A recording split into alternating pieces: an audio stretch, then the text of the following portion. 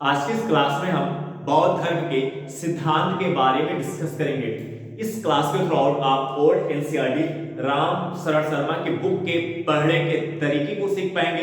इस NCERT book के प्रत्येक कॉन्सेप्ट और फैक्ट को क्लियर कर पाएंगे और आप इस एनसीईआरटी बुक का शॉर्ट नोट्स बनाना भी सीख पाएंगे यदि आप क्लास को रेगुलर फॉलो करते हैं और वीडियो को अंत तक देखते हैं। कॉन्सेप्ट का क्लियर होना और शॉर्ट नोट्स बनाना यूपीएससी और स्टेट पीसीएस एग्जाम की सफलता में एक इंपॉर्टेंट रोल प्ले करता है। कैसे? यदि आपका कॉन्सेप्ट क्लियर होगा, यदि आपका कॉन्सेप्ट क्लियर होगा तब आप शॉर्ट नोट्स बना पाएंगे और जब आप शॉर्ट नोट्स बना पाएंगे तब आप उसका मल्टीपल टाइम रिवीजन कर पाएंगे और जब आप मल्टीपल टाइम रिवीजन कर पाएंगे तो प्रत्येक कॉन्सेप्ट और फैक्ट आपके दिमाग में सही तरीके से बैठ पाएगा, जिस कारण आप एग्जाम हॉल में कंफ्यूजन की स्थिति से बच पाएंगे।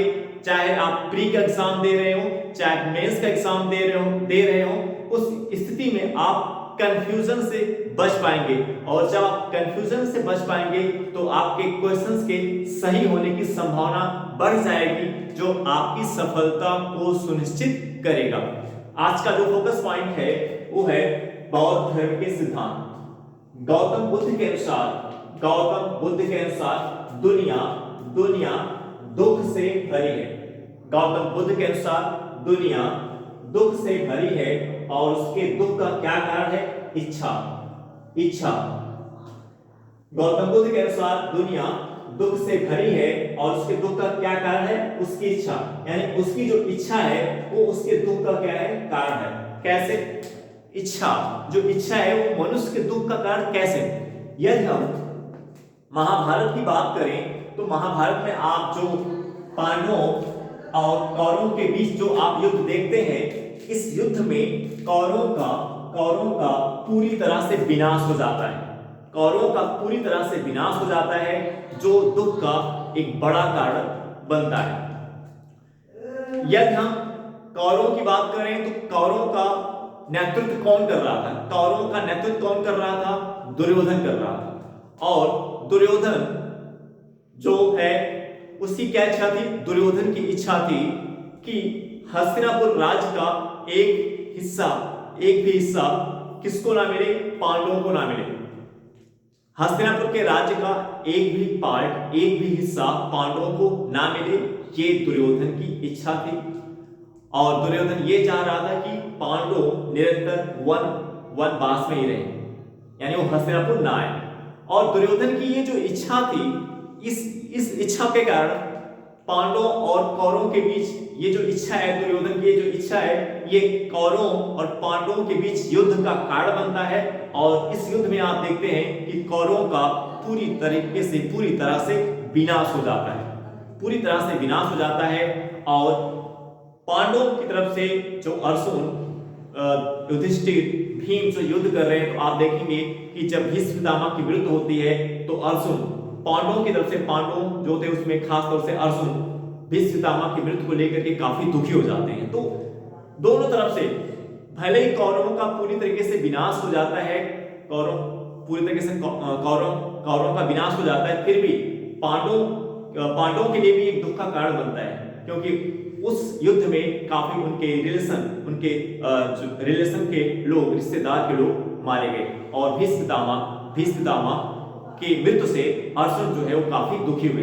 तो इस प्रकार आप देख सकते हैं कि कैसे वो इच्छा जो है, एक दुख का, एक जो मनुष्य की जो इच्छा होती है वो दुख का एक बहुत बड़ा कारण कैसे बन जाता है। और गौतम बुद्ध कहते हैं कि यदि आप इस इच्छा पर विजय प्राप्त कर ले, गौतम बुद्ध कहते हैं कि यदि आप इस इच्छा पर विजय प्राप्त कर ले तो आपको क्या प्राप्त हो जाएगा? निर्वाण प्राप्त हो जाएगा। गौतम बुद्ध कहते हैं कि यदि आप अपनी इच्छा पर विजय प्राप्त कर लो तो आपको क्या मिल जाएगा? क्या प्राप्त हो जाएगा? निर्वाण प्राप्त हो जाएगा। जब आपको निर्वाण प्राप्त हो जाएगा, निर्वाण का मतलब क्या होता है? इसका मतलब होता है, निर्वाण का मतलब क्या होता है? यानी मनुष्य जो है वो जन्म और मृत्यु के चक्र से मुक्त हो जाएगा। यदि आपको क्या प्राप्त हो जाएगा? निर्वाण प्राप्त हो जाएगा।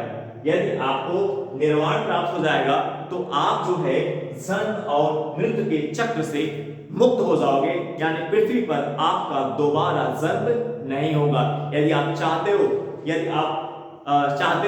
कि आपका जन्म पृथ्वी पे दोबारा ना हो तो आपको अपनी इच्छा पे क्या करना पड़ेगा? आपको अपनी इच्छाओं पर विजय प्राप्त करनी पड़ेगी, और जब आप अपनी इच्छाओं पर विजय प्राप्त कर लोगे तो आपको क्या प्राप्त हो जाएगा?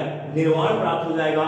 जब आपको निर्वाण प्राप्त हो जाएगा तो आप जन्म और मृत्यु के चक्र से मुक्त हो जाएंगे, यानी आपका जन्म दोबारा इस पृथ्वी पर, इस संसार में दोबारा आपका जन्म नहीं होगा। गौतम बुद्ध ने दुख के उन्मूलन के लिए, यानी दुख के समाप्त के लिए क्या बताया? गौतम बुद्ध ने दुख के उन्मूलन के लिए, यानी दुख के समाप्त के लिए क्या बताया? गौतम बुद्ध ने कहा कि यदि आप अष्टांगिक मार्ग को अपनाते हैं तो आप दुखों से मुक्त हो जाएंगे।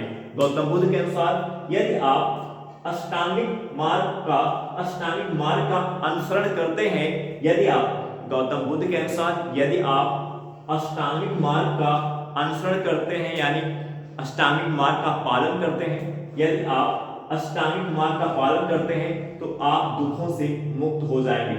इस अष्टांगिक मार्ग में क्या क्या आता है?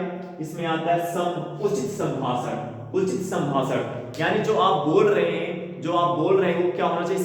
सत्यवादी विचार होना चाहिए। जो भी आप बोल रहे हैं, जो भी आप भाषण दे रहे हैं वो क्या हो? सत्य पर आधारित हो, यानी आपको सत्य बोलना चाहिए। आपके भाषण में, आपकी स्पीच में क्या दिखाई देनी चाहिए? सच्चाई। जो आप बोले वो सत्य बोले, ठीक है। संभाषण यानी जो आप भाषण दे रहे हैं, जो आप बोल रहे हैं वो क्या होना चाहिए? आपको सही बोलना चाहिए। आपका जो भाषण है वो सत्यता पे आधारित होना चाहिए, यानी सत्यवादी होना चाहिए। और इस कर्म को अभी मैं डिस्कस करता हूं।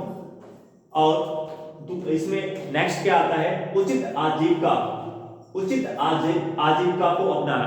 उचित आजीविका क्या होता है? जैसे आप अपने परिवार को दो तरीके से, आप एक तो मेहनत करके कठिन परिश्रम करके आप अपने परिवार को चला रहे हैं, अपनी परिवार की आजीविका को चला रहे हैं। दूसरा रास्ता क्या है? चोरी करके। एक तरीके आपके आजीविका का दो स्रोत होगा, एक तो आप मेहनत करके पैसा कमा रहे हैं, दूसरा क्या होगा? चोरी करके।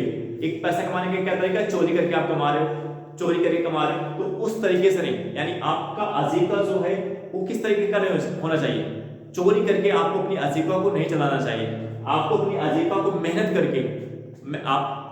करके कठिन परिश्रम करके आपको अर्न करना चाहिए, पैसा कमाना चाहिए और आपको अपनी आजीविका को चलाना चाहिए। अपनी आजीविका को चलाने के लिए आप गलत रास्ते का सहारा ना लें, यानी आप चोरी ना करें। आत्मनियंत्रण की बात करें, आत्मनियंत्रण इसमें से एक क्या है? इस अष्टांगिक मार्ग में क्या आता है? आत्मनियंत्रण। जैसे आप यूपीएससी एग्जाम की तैयारी कर रहे हो, आप क्या कर रहे हो? यूपीएससी एग्जाम की तैयारी कर रहे हो, और यदि आप फोकस होकर के अपने आप को नियंत्रित नहीं कर पा रहे हो, क्योंकि अगर आपको फोकस होकर स्टडी करना पड़ेगा तो अपने आप को नियंत्रित करना पड़ेगा। नियंत्रित का मतलब क्या होता है? जैसे अब आपको पता है कि आपके परिवार में या आपके आसपास शादी पड़ रही है, फंक्शन हो रहे हैं, तो अब आपके पास दो विकल्प, या तो आप शादी को अटेंड करें, वहां पे जाके अपना समय खराब करें, पार्टी अटेंड करें, आसपास की जो पार्टी जो भी चीजें हो रही है, बर्थडे पार्टी में आप सम्मिलित हो रहे हैं, या तो आप आसपास जो आपका घटित हो रहा है आप वहां पे सम्मिलित हो और आप अपने समय को वहां पे डिस्ट्रॉय करें, तो आपका फोकस बिगड़ जाएगा। या दूसरा तरीका क्या कि आपने जो अपना टारगेट यूपीएससी एग्जाम के लिए रखा है, आप उस यूपीएससी एग्जाम पे फोकस हो, पूरा का पूरा अपना ध्यान उस एग्जाम पे लगा दें, यानी अपने आप को आप क्या कर, और ऐसा कब होगा? जब अपने आप को नियंत्रित कर पाएंगे, क्योंकि आसपास आप एक ऐसा माहौल देख रहे हैं कि जो आपको डिस्ट्रैक्ट कर रहा है, आप डिस्ट्रैक्ट हो रहे हो। तो दो तरीके हैं, या तो आप उस डिस्ट्रैक्शन से बच जाओ, तो डिस्ट्रैक्शन से जो आपके आसपास के डिस्ट्रैक्शन है, आप उससे कब बच पाओगे? जब आप खुद को नियंत्रित करोगे, और जब आप खुद को नियंत्रित करोगे तो आप फोकस होकर स्टडी कर पाओगे, और जब आप फोकस होकर स्टडी करोगे, सही अप्रोच से, सही तरीके से फोकस होकर स्टडी आप करोगे, तो आप इस एग्जाम में आप सफलता प्राप्त कर सकते हैं। और यदि आप पूरे वर्ष आप यूपीएससी एग्जाम की तैयारी कर रहे हैं, लेकिन कभी भी आप फोकस होकर तैयारी नहीं कर पा रहे, आप डिस्ट्रैक्ट हैं, आसपास का जो माहौल है उस माहौल से आप डिस्ट्रैक्ट हो जा रहे हैं, यानी आप अपने आप को नियंत्रण में नहीं ला पा रहे, तो रिजल्ट एग्जाम में आप फेल हो जाएंगे, और जब आप एग्जाम में फेल होगे तो आपके दुख का क्या बनेगा, आपके दुख का कारण बनेगा। तो इसलिए आप चाहते हैं कि यदि आप इस दुख से मुक्त हो पाए, अगर आप इन दुखों से मुक्त होना चाहते हैं तो आपको अपने आप को नियंत्रित करना आना चाहिए। खुद पे नियंत्रण आपको अपने आप को खुद को यानी खुद को नियंत्रित करना आपको आना चाहिए। ध्यान की बात करें तो ध्यान इससे संबंधित है, क्योंकि जब आप अपने आप को नियंत्रित कर पाओगे, नियंत्रित कब कर पाओगे, जब आप डिस्ट्रैक्शन से बच पाओगे। डिस्ट्रैक्शन जो आपके आसपास माहौल में, जो आपके आसपास का जो माहौल है जो आपको डिस्ट्रैक्ट कर रहा है, तो डिस्ट्रैक्शन का कोई एक कारण नहीं होता, मल्टीपल कारण होते हैं। और कोई भी व्यक्ति जो होता है, वो कोई व्यक्ति जो अगर डिस्ट्रैक्ट हो रहा है तो उस डिस्ट्रैक्शन के पीछे का स्वयं जिम्मेदार है। अगर मैं किसी कारण से डिस्ट्रैक्ट हो रहा हूं तो उसके पीछे का कारण मैं हूं, यानी मैं उस डिस्ट्रैक्शन को खुद पाल रहा हूं, उस डिस्ट्रैक्शन को मैं खुद जनरेट कर रहा हूं। तो आपके ऊपर डिपेंड करता है, आपके ऊपर डिपेंड, क्योंकि डिस्ट्रैक्शन इस संसार में तो डिस्ट्रैक्शन भटकाव तो रहेगा ही इस संसार में। यदि आप इस संसार में आ रहे हैं तो यहाँ पे डिस्ट्रैक्शन और भटकाव आपके चारों तरफ हमेशा रहेगा। अब आपके ऊपर डिपेंड करता है कि आप खुद को कितना नियंत्रित कर पा रहे हैं, खुद को कितना कंट्रोल कर पा रहे हैं। और जितना आप अपने आप को नियंत्रित कर पाएंगे, जितना अपने आप को कंट्रोल कर पाएंगे, उतना आप डिस्ट्रैक्शन से बच पाएंगे। और जितना आप डिस्ट्रैक्शन से बच पाएंगे उतना ज्यादा आप ध्यान लगा पाएंगे, उतना ज्यादा आप फोकस कर पाएंगे। तो ये दोनों पॉइंट एक दूसरे से कनेक्टेड है, क्योंकि अगर आप अपने आप को डिस्ट्रैक्शन से नहीं बचा पाओगे तो आप खुद को नियंत्रित यानी अपने आप को कंट्रोल नहीं कर पाओगे। और जब आप खुद को कंट्रोल नहीं कर पाओगे तो आप ध्यान नहीं लगा पाओगे, यानी आप फोकस होकर के स्टडी नहीं कर पाओगे। तो ये दोनों पॉइंट एक दूसरे से कनेक्टेड हैं। आप इसी प्रकार विचार की बात करते हैं। गौतम बुद्ध के अनुसार विचार, उचित विचार, अगर आपको अगर आप दुख से मुक्त होना चाहते हैं तो आपके विचार में और उचित विचार जैसे सकारात्मक, जैसे आप यूपीएससी एग्जाम की तैयारी के दौरान आप देखते हैं कि बहुत से 80 से 85% बच्चे जो है सब वो निगेटिव नकारात्मक वाली बातें करते रहते हैं। वो कभी भी ईमानदारी से 6 से 7-8 घंटे खुद बैठ के फोकस होकर स्टडी नहीं करेंगे। 85 से 90% ऐसे बच्चे हैं यूपीएससी एग्जाम की तैयारी करने वाले, स्टेट पीसीएस एग्जाम की तैयारी करने वाले, जो कभी भी फोकस होकर कभी भी 1 वीक का टारगेट अचीव, एक दिन का भी टारगेट सही तरीके से नहीं अचीव कर पाते। 6 से 7-8 घंटे का एक दिन का भी टारगेट सही से अचीव नहीं कर पाते, बैठ के सही तरीके से पढ़ नहीं पाते, यानी खुद को फोकस होकर स्टडी खुद को फोकस नहीं कर पाते। 1 मंथ में अगर उनका देखा जाए 85 से 90% में विद्यार्थियों की बात कर रहा हूं, 1 मंथ के अंदर वो कम से कम 2, 4, 6, 10 दिन सही तरीके से पढ़ पाते हैं, नहीं तो पूरा मंथ जो है किसी न किसी कारण से अपना बर्बाद कर देते हैं। 85 से 90% में विद्यार्थियों की बात कर रहा हूं, चाहे वो यूपीएससी एग्जाम की तैयारी करने वाले हो या स्टेट पीसीएस एग्जाम की तैयारी करने वाले हो। और यही ऐसे लोग होते हैं जो खुद से सही तरीके से नहीं पढ़ते और हमेशा ये लोग नकारात्मक विचारों से घिरे होते हैं। ये पूरे दिन नकारात्मक चीजों पे नकारात्मक सोच रखते हैं, नकारात्मक वाली बात करते रहते हैं, कभी भी ईमानदारी से फोकस होकर तैयारी नहीं कर रहे। जिस काम के लिए उस काम पे नहीं करेंगे, वो क्यों आपके आसपास नकारात्मकता का माहौल क्रिएट करेंगे। और जिस कारण से आप अगर उनके चंगुल में फंस जाएंगे, यदि आप उन नकारात्मक सोच वाले के चंगुल में फंस जाएंगे तो फिर आप भी उसी तरीके से उसी तरफ फ्लो हो जाएंगे, तो फिर आप अपने आप को केंद्रित नहीं कर पाओगे। तो विचार में 2 विचार है, एक सकारात्मक है, एक नकारात्मक। तो आपके ऊपर डिपेंड कर रहा है। यहां भी मैं आपको कह रहा हूं विचार जो आपके आसपास सबसे ज्यादा जो माहौल है वो नकारात्मक, आपके आसपास मोस्टली 90% 92% लोग नकारात्मक सोच वाले होंगे, सकारात्मक सोच वाले बहुत ही कम मिल पाते हैं। तो अगर आपको यूपीएससी एग्जाम के लिए करना, अगर आपको कोई बड़ा गोल अचीव करना है तो आपको उन विचारों के साथ चलना है जो जिसमें क्या सकारात्मक सोच वाले। क्योंकि जब आप देखते होंगे जब सकारात्मक सोच वालों से आपका सामना होता है तो आप काफी इंटरनली रूप से मोटिवेट हो जाते हैं और आपको कुछ बड़ा करने का मन करता है, अपने आप को फोकस आपके दिमाग में आता है कि मैं कैसे अपने आप को कंट्रोल करूं, नियंत्रित करूं। लेकिन जब नकारात्मक वालों से आपका सामना होता है, नकारात्मक सोच वालों से आपका सामना होता है तो आपको लगता है कि ये एग्जाम कितना डिफिकल्ट है, ये आपसे नहीं हो पाएगा। तो आपका विचार आपकी दुख की समाप्ति में इंपॉर्टेंट रोल तो प्ले करता है आपका विचार कि आप किस सोच के हैं, आप सकारात्मक सोच के हैं कि नकारात्मक सोच वाले हैं। तो यदि आप दुखों से मुक्त होना चाहते हैं तो आपकी सोच क्या होती है, सकारात्मक सोच होना चाहिए। आपकी सोच क्या हो, सकारात्मक सोच हो।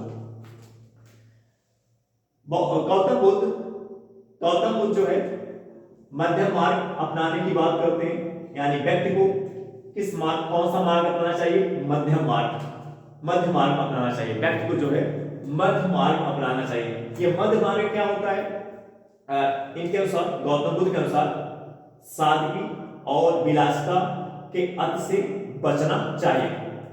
गौतम बुद्ध कहते हैं कि व्यक्ति को मध्य मार्ग अपनाना चाहिए, यानी सादगी और विलासिता के अति से बचना चाहिए।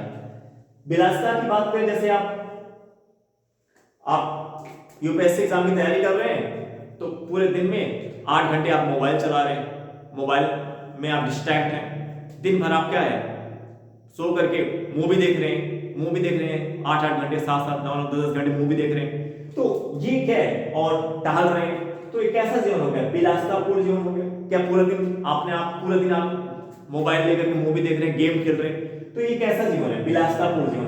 तो ऐसे नहीं करना है। इस विलासिता के यानी अति से बचना चाहिए।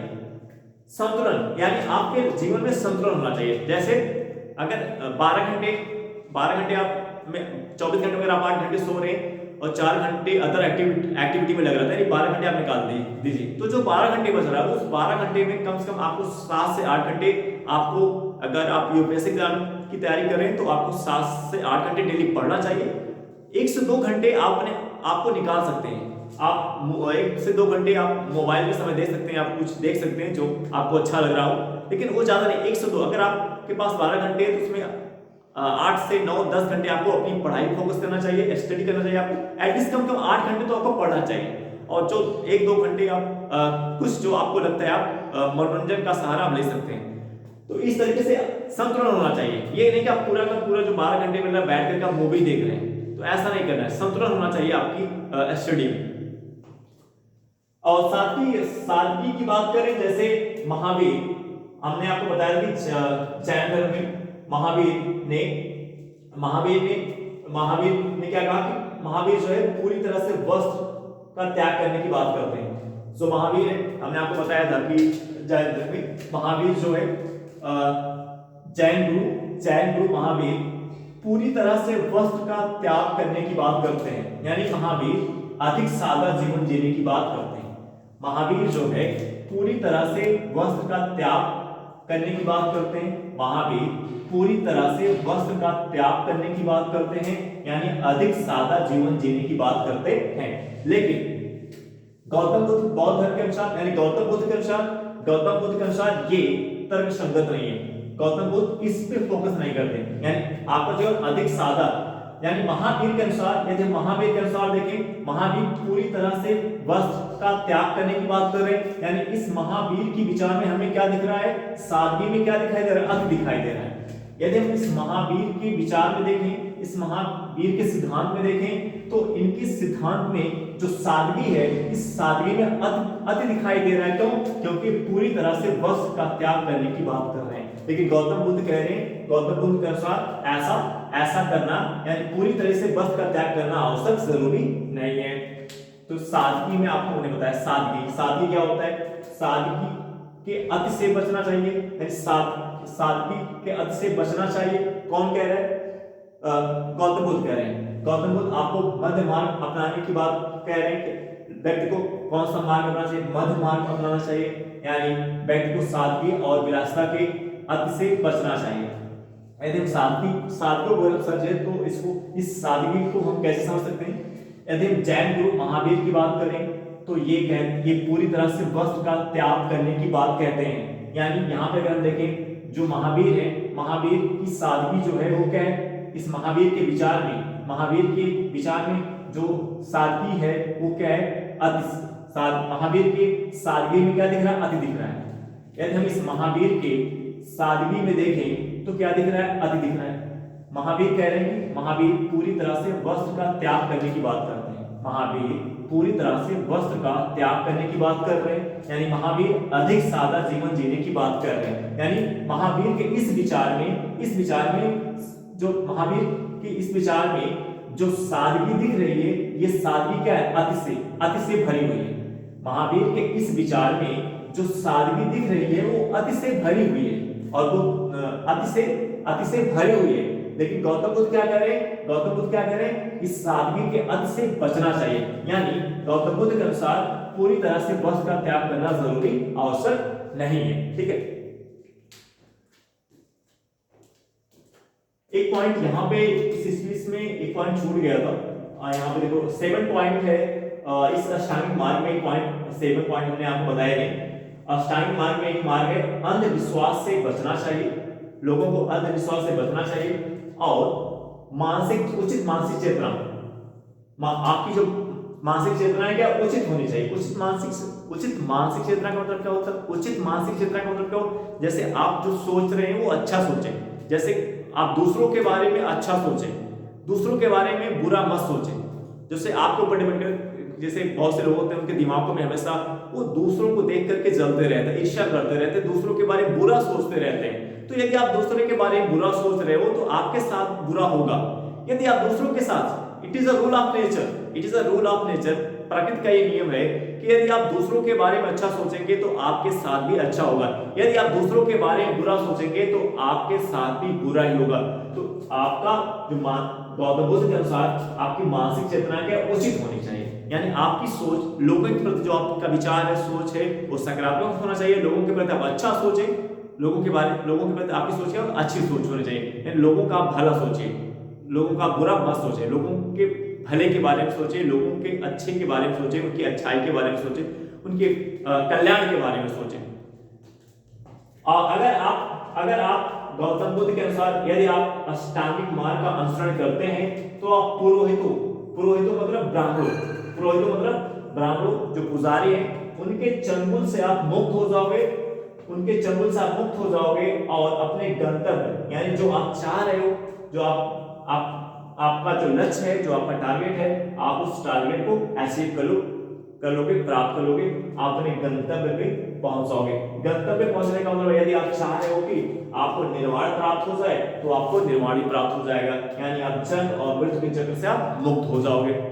जैसे गौतम बुद्ध ने कहा कि अगर आप इस अष्टांगिक मार्ग का अनुसरण करते हैं, इसका पालन करते हैं, तो आप पुरोहितों के चंगुल से मुक्त हो जाएंगे, पुरोहितों के यानी पुजारियों यानी ब्राह्मणों के चंगुल से मुक्त हो जाएंगे, और अपने गंतव्य पर पहुंच जाएंगे। गंतव्य यानी जो आपका जो टारगेट है, जो आपका एम है, जो आपका उद्देश्य है, यदि आप चाह रहे हो, आप निर्वाण प्राप्त करना चाह रहे हो, यदि आप दुखों से मुक्त होना चाह रहे हो और निर्वाण प्राप्त करना चाह रहे हो, यानी आप यदि जन्म और मृत्यु के चक्र से मुक्त होना चाहते हो, तो आप मुक्त हो जाओगे।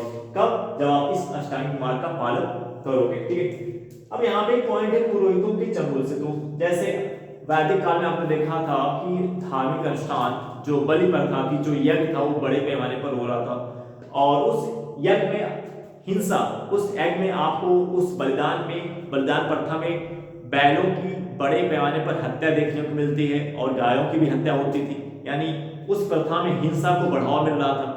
तो वो जो बलिदान प्रथा थी, वो क्या बलिदान प्रथा जो थी, वो देवताओं को, ब्राह्मणों के अनुसार, पुरोहितों के अनुसार, उत्तर वैदिक काल में जो बलिदान प्रथा थी, वो देवताओं को प्रसन्न करने का प्रमुख तरीका होता था। तो देवताओं को प्रसन्न क्यों किया जा रहा है? कि ताकि जो उस समाज में जो लोग परेशान हैं, जो समस्याओं से घिरे हुए हैं, जब वो देवताओं को प्रसन्न करेंगे तो वो उन समस्याओं से मुक्त हो जाएंगे। यदि आप यज्ञ कराते हो, यानी आप बलिदान प्रथा का पालन करते हैं, आप धार्मिक अनुष्ठान कराते हैं, यज्ञ कराते हैं, और उस यज्ञ में जो बलिदान प्रथा है, यानी जो बैलों की हत्या हो रही है, जो बैलों की आहुति दी जा रही है यज्ञ में, धार्मिक अनुष्ठान में, तो इससे जो देवता होंगे वो प्रसन्न होंगे, और जब देवता प्रसन्न होंगे तो आप दुखों से मुक्त हो जाएंगे, आपकी समस्याओं का समाधान हो जाएगा। यानी जो पुरोहित हैं, जो ब्राह्मण हैं, जो पुजारी हैं, वो दुखों की समाप्ति के लिए क्या बता रहे हैं? बलिदान प्रथा का सहारा ले रहे हैं। यानी उस बलिदान प्रथा के सहारा के थ्रू देवताओं को खुश करना चाह रहे हैं। और देवता कैसे खुश होंगे? जब बलिदान प्रथा में बड़े पैमाने पर बैलों की हत्या की जाएगी, उनकी आहुति दी जाएगी, तो इस कारण इससे देवता प्रसन्न हो जाएंगे, और जब देवता प्रसन्न हो जाएंगे तो आपका दुख क्या समाप्त हो जाएगा, आप दुखों से मुक्त हो जाएंगे। ये कौन कह रहा है? पुरोहित कह रहा है, पुजारी। लेकिन गौतम बुद्ध क्या करें? ऐसा नहीं है। आप ये जो अपनी समस्या के समाधान के जो आप इन पुरोहितों के पास जा रहे हो, इन पुजारियों के पास, इन ब्राह्मणों के पास जा रहे हो, इससे समस्या का समाधान होने वाला नहीं है। समस्या का समाधान कैसे होगा? इस अष्टांगिक मार्ग का पाठ, इस अष्टांगिक मार्ग को अपना करके होगा। तब आप उनके चंगुल से मुक्त हो जाएंगे और अपने गंतव्य पे आप अपने गंतव्य पे आप पहुंच जाएंगे। ठीक है। बौद्ध धर्म के सिद्धांत में क्या क्या आता है? हिंसा मत करो, हिंसा मत करो। तो अभी हमने आपको बताया कि उत्तर वैदिक काल में गौतम बुद्ध के सिद्धांत में जो हिंसा मत करो का जो सिद्धांत आता है, कैसे, तो क्या समस्या थी, समाज में क्या समस्या थी, जिस तरह से बौद्ध धर्म के सिद्धांत में ये सिद्धांत पे ज्यादा फोकस किया गया कि हिंसा मत करो। तो आप उत्तर वैदिक काल में हमने आपको बताया था कि जो देवताओं को प्रसन्न करने का प्रमुख तरीका था बलिदान प्रथा। उस बलिदान प्रथा में बड़े पैमाने पर बैलों की हत्या होती थी और उस बड़े पैमाने पर बैलों की हत्या होती थी, यानी इस बलिदान प्रथा से हिंसा का बड़े पैमाने पर बढ़ावा मिल रहा था। और इस बलिदान प्रथा से जो बैलों की हत्या हो रही थी और इस बैलों की हत्या के कारण कृषि क्षेत्र में नकारात्मक प्रभाव पड़ रहा था, क्योंकि उस समय लोग लोहे का उपयोग करना सीख गए थे और लोहे के उपयोग के कारण कृषि क्षेत्र का विस्तार हो रहा था और उस कृषि क्षेत्र की जुताई के लिए बड़े पैमाने पर बैलों की जरूरत थी। लेकिन बलिदान प्रथा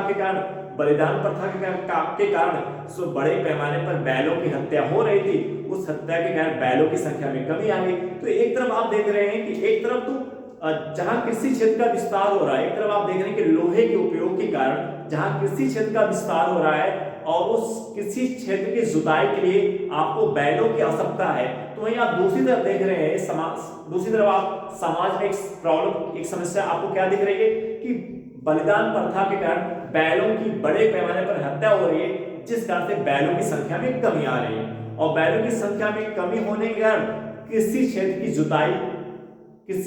जुताई बड़े पैमाने पर नहीं हो पा रही है। तो इससे कृषि के ऊपर इसका नकारात्मक प्रभाव पड़ रहा है। तो समाज में एक बड़ी समस्या आपको देखने को ये मिल रही है। तो इसलिए गौतम बुद्ध के सिद्धांत क्या आया, जिसपे गौतम बुद्ध ने या बौद्ध धर्म में का फोकस है, जिसपे ज्यादा फोकस किया गया, वो क्या था? हिंसा मत करो। दूसरा पॉइंट बौद्ध धर्म के सिद्धांत में क्या है? दूसरों की संपत्ति का लालच मत करो। नशीली पदार्थों का सेवन मत करो। आज ये समाज की बड़ी समस्या है, ये आज आपके समाज की ये बहुत बड़ी समस्या है, आपके देश की, पूरे विश्व की। ये जो नशीले पदार्थों का सेवन है, आज ये पूरे विश्व की सबसे बड़ी समस्या बनकर उभर रही है। आज जो नशीली पदार्थों का सेवन है, पूरे विश्व में ये सबसे बड़ी समस्या बनकर के उभर रही है, नशीली पदार्थों का सेवन। तो आप न्यूज में आप देखे होंगे कि इस पे ये एक बड़ा मुद्दा रहा पिछले 2020-21 में। अगर देखे 2020-21 में अगर आपने देखा होगा न्यूज पे, तो नशीली पदार्थों का सेवन एक बहुत बड़ा मुद्दा था। कोरोना के समय में जो नशीली पदार्थों का सेवन एक बड़ा मुद्दा था, देश में चल रहा था ये, और आज विश्व की बहुत बड़ी समस्या है नशीली पदार्थों का सेवन। तो गौतम बुद्ध के अनुसार आपको नशीली पदार्थों का सेवन आपको मत करो। गौतम बुद्ध क्या कह रहे हैं कि नशीली पदार्थों का सेवन मत करो। और बौद्ध धर्म के सिद्धांत में और क्या है? झूठ मत बोलो और यौन दुराचार में शामिल मत हो। बौद्ध धर्म के सिद्धांत में और क्या है? झूठ मत बोलो और यौन दुराचार में शामिल मत हो। इस प्रकार इस एनालिसिस से इस कॉन्सेप्ट के, इस फैक्ट के एनालिसिस से पॉइंट क्लियर हो जा रहा है कि जो गौतम बुद्ध है वो किस पे ध्यान दे रहे हैं? सांसारिक समस्याओं पर। गौतम बुद्ध का जो फोकस है, गौतम बुद्ध का जो ध्यान है, वो कहां पे है? सांसारिक समस्याओं पे। इस कॉन्सेप्ट के, इस फैक्ट के एनालिसिस से it is clear that Gautam Buddha का जो ध्यान है, गौतम बुद्ध का जो फोकस पॉइंट है, गौतम बुद्ध का जो ध्यान है वो कहां पे है? सांसारिक समस्याओं में है। गौतम बुद्ध का ध्यान कहां पे है? सांसारिक समस्याओं में है। और एक मोस्ट इंपॉर्टेंट कॉन्सेप्ट यहां पे है, गौतम बुद्ध आत्मा और परमात्मा के निरंतर विवाद में शामिल नहीं हुए। गौतम बुद्ध का जो फोकस था, किस पे फोकस था? गौतम बुद्ध का ध्यान कहां पे था? सांसारिक समस्याओं पर था। गौतम बुद्ध का जो ध्यान है वो कहां पे है? सांसारिक समस्याओं पर है। इस कारण से गौतम बुद्ध आत्मा और परमात्मा के निरर्थक विवाद में शामिल नहीं हुए। गौतम बुद्ध का जो फोकस पॉइंट है, जो ध्यान है, वो कहां पे, गौतम बुद्ध का ध्यान कहां पे है? इन कॉन्सेप्ट के, इन फैक्ट के एनालिसिस से क्लियर हो जा रहा है कि गौतम बुद्ध का ध्यान कहां पे, संसारी समस्याओं पे लगा हुआ है। इस कारण से गौतम बुद्ध आत्मा और परमात्मा के निरर्थक विवाद में शामिल नहीं हुए।